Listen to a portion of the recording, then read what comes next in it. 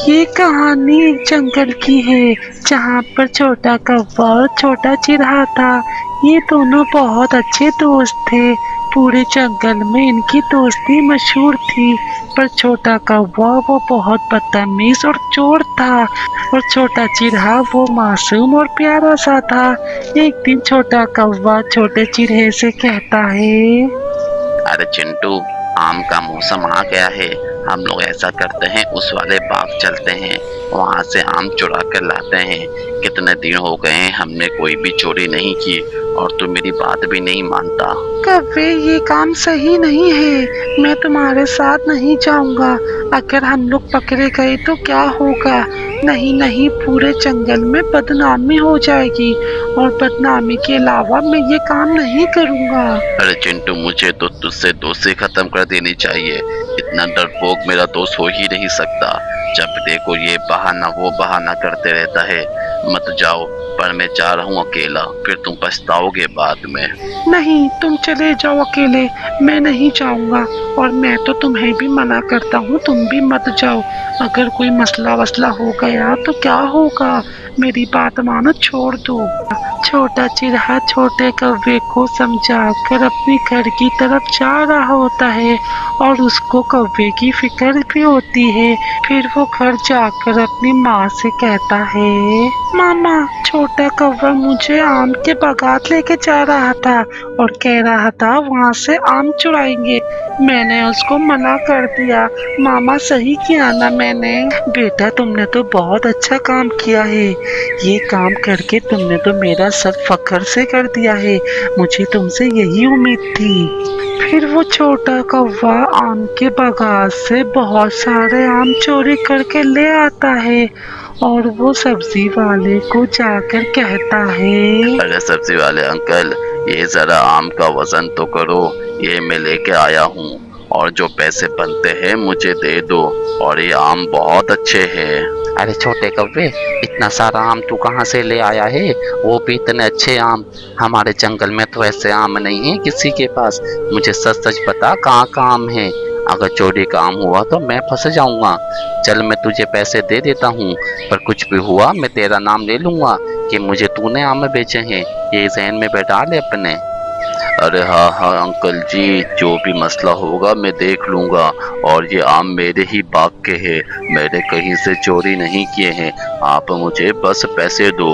और मुझे देर हो रही है, मुझे घर जाना है क्योंकि रात का वक्त होने वाला है। कोई मुझसे पैसे वगैरह ना छीन ले। बस जल्दी जल्दी पैसे दो ताकि मैं निकलूं। तो फिर छोटा कौवा ये पैसे अपने माँ के पास ले जाता है और कहता है, अरे अम्मा जी, ये देखो मैं आपके लिए कितने सारे पैसे लाया हूँ। और ये पैसे अब से हमारे हैं। वो जो बगल वाला बाग है ना आम का, मैंने वहाँ से आम चोरी करके बेच दिए थे और मुझे ढेर सारे पैसे मिल गए। अब हम लोगों का गुजर बसर बहुत अच्छे से हो जाएगा। अरे वाह मेरे बच्चे, तू तो बहुत काम का निकला।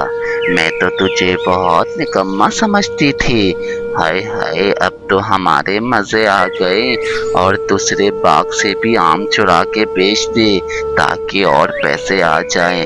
ऐसे तो हमारा गुजारा बहुत अच्छे से हो जाएगा और तेरा तो ब्याह भी करवा दूंगी। तुझे परेशान होने की अब तो कोई जरूरत नहीं है।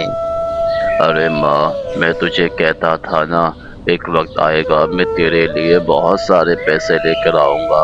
अब देख वो वक्त आ ही गया।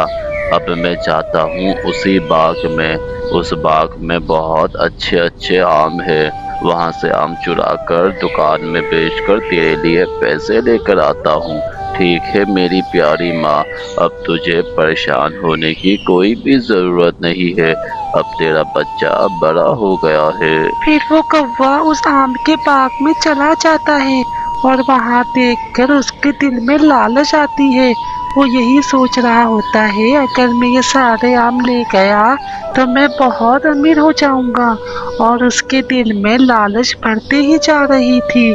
फिर अचानक से आम का मालिक आ जाता है।